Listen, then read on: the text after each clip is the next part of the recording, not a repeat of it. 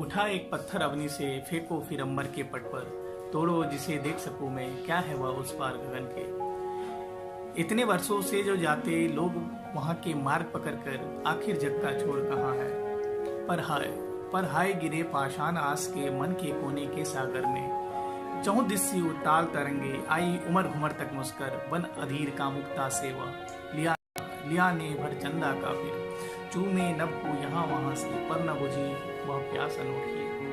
फिर पूछे वापस धरती से, क्षितिज अनोखा छोड़ कहाँ है। छिपी हुई जो अंतर मन में कितने वर्षों की वह गाथा, छिपी हुई जो अंतर मन में कितने वर्षों की वह आशा, जिसे सजा आंखों में चलता एक बूढ़ा ले किरण की गाथा। चला खोजता वह उस लो को जो बुझ गया अंत में तम से, उसका वह अरमान आखिरी पूछ रहा फिर उसी जगत से, बता कल्पना छोड़ कहाँ है, जग इच्छा का और कहाँ है, बता कल्पना।